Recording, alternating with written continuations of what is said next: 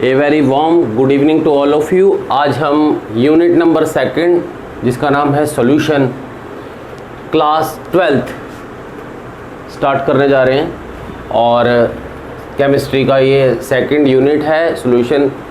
आइए हम इसका थोड़ा आज बेसिक इंट्रोडक्शन स्टार्ट करते हैं कि सॉल्यूशन क्या होते हैं, सॉल्यूशन के कंपोनेंट्स कौन कौन से होते हैं, मतलब कि सॉल्यूशन किन किन कंपोनेंट से मिलके बनता है।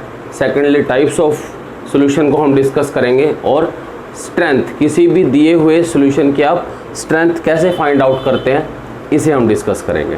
तो लेट्स स्टार्ट, बिना टाइम वेस्ट किए हम पहला टॉपिक स्टार्ट करते हैं। What is solution? सॉल्यूशन का मीनिंग क्या है? बेसिकली सॉल्यूशन एक मिक्सचर है जो कि होमोजीनियस इन नेचर है। होमोजीनियस क्या होता है बेटे? होमोजीनियस वो सॉल्यूशन होते हैं जिनके अंदर जिनके अंदर यूनिफॉर्म कंपोजिशन होती है, उसमें कोई बाउंड्री लाइन नहीं होती। सेपरेटली आप बता नहीं सकते कि यहाँ तक एक कंपोनेंट है और उसके बाद दूसरा कंपोनेंट है। Solution it is defined as the homogeneous mixture of chemically non reacting substance. Solution बनाने के लिए आप जिन सब्सटेंसेस का यूज़ करेंगे वो पहली प्रॉपर्टी क्या होनी चाहिए, वो एक दूसरे के साथ नॉन रिएक्टिंग होने चाहिए। Solution is defined as the homogeneous mixture of chemically non-reacting substance whose composition can be varied, जिसकी composition को आप change कर सकते हैं, variation में ला सकते हैं up to certain limit, सिर्फ एक limit तक, उसे बोलते हैं solution। मैं एक बार फिर से रिपीट कर देता हूँ। Solution is defined as the homogeneous mixture of a chemically non-reacting substance। Solution एक होमोजीनियस मिक्सचर है किन सब्सटेंसेस का जो कि एक दूसरे के साथ रिएक्शन नहीं करते, नॉन रिएक्टिंग सब्सटेंसेस का होमोजीनियस मिक्सचर है। कंडीशन ये है कि आप उसकी कंपोजिशन को वेरी कर सकते हो, चेंज कर सकते हो up to certain limit. For example, मान लीजिए आप एक कंटेनर लें और इस कंटेनर के अंदर आप वाटर को ऐड कर दें। वाटर के बाद आप इसके अंदर शुगर को ऐड कर देते हैं, तो इस तरह से जो रिज़ल्ट मिलेगा उसे आप बोलेंगे sugar solution. Sugar solution. Second topic, part of solution. Solution के पार्ट क्या होते हैं? अभी आपने देखा कि मैंने आपको शुगर सॉल्यूशन बना के दिखाया। शुगर सॉल्यूशन के अंदर आपने 2 पार्ट्स लिए हैं, first is water and second one is sugar. इस सॉल्यूशन को आप ज़रा गौर से देखें तो आपको पता चलेगा कि इसके अंदर वाटर की क्वांटिटी ज़्यादा है और शुगर की क्वांटिटी कम है। वाटर की क्वांटिटी आपको इस सॉल्यूशन के अंदर ज़्यादा मिल रही है और शुगर की क्वांटिटी कम मिल रही है। तो फर्स्ट पार्ट ऑफ सॉल्यूशन का जो फर्स्ट पार्ट होता है उसका नाम होता है सोल्यूट। सोल्यूट क्या है? It is a component which is present in less amount in a solution. किसी सॉल्यूशन के अंदर जो कंपोनेंट कम क्वांटिटी का होता है उसका नाम है सोल्यूट। फॉर एग्जांपल, आप इसी एग्जांपल से फाइंड आउट कर सकते हैं कि इसके अंदर कम क्वांटिटी में क्या है, sugar. For example, sugar in sugar solution. Sugar के सॉल्यूशन के अंदर शुगर की क्वांटिटी कम है तो वो आ जाता है सोल्यूट की कैटेगरी में। Second one, solvent. सोलवेंट क्या है? The component which is present in large amount.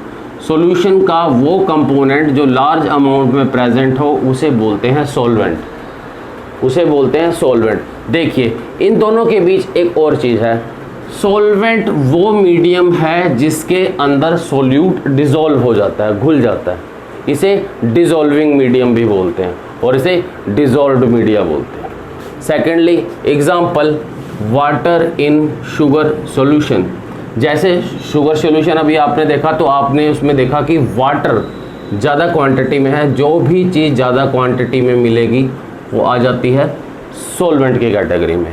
इसके बाद अगला टॉपिक है टाइप ऑफ सॉल्यूशन। सॉल्यूशन के टाइप कितने होते हैं?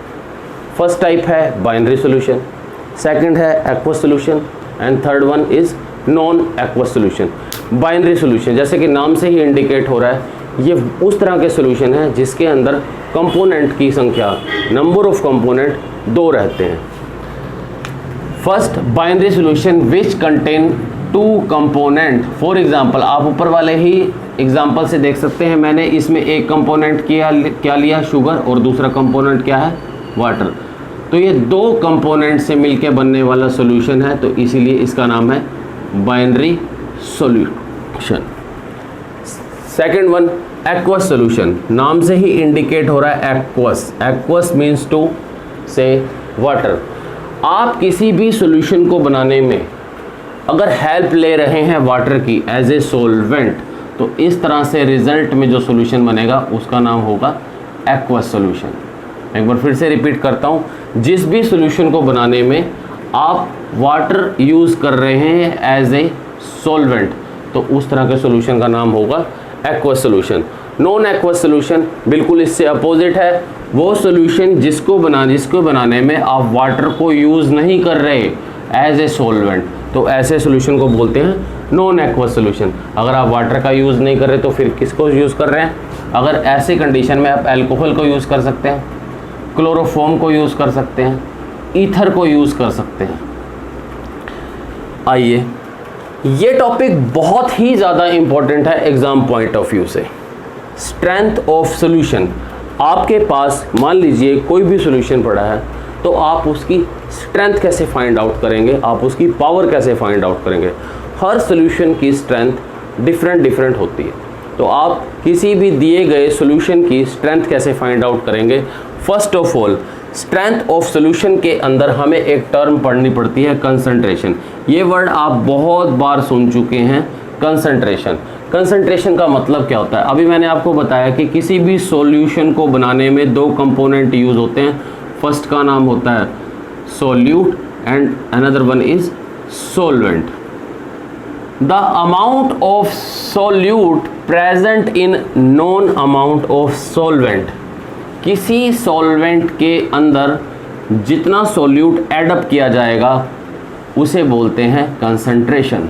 The amount of solute present in non amount of solvent. कितनी क्वांटिटी का सोल्यूट आप किसी सॉल्वेंट के अंदर ऐड कर रहे हैं, वो उसकी कंसंट्रेशन को फाइंड आउट करता है, बताता है। कंसंट्रेशन को फाइंड आउट करने के लिए हमारे पास बहुत सारी यूनिट्स हैं, बहुत सारी हमारे पास फिजिकल यूनिट हैं। Molarity, normality, formality, molality. आज मैं जो आप लोगों को डिस्कस करवा रहा हूँ उसका नाम है molarity. What do you mean by molarity? Molarity क्या होती है? Molarity is defined as the number of moles of solute. आपका जो सोल्यूट है उसके नंबर ऑफ मोल्स कितने हैं present in 1 litre of solution. Molarity defined as the number of moles of solute present in 1 liter of solution। 1 litre के दिए हुए solution के अंदर आपके सोल्यूट के कितने नंबर ऑफ मोल्स डिज़ोल्व हुए हैं वो कहलाते हैं मोलैरिटी। इसे रिप्रेजेंट करते हैं कैपिटल एम से, और इसकी एसआई यूनिट, इसकी यूनिट है मोलर। इसका मैथमेटिकली एक्सप्रेशन आप लोग देख लीजिए। मैंने अभी आपको बताया कि मोलैरिटी को रिप्रेजेंट करते हैं एम से।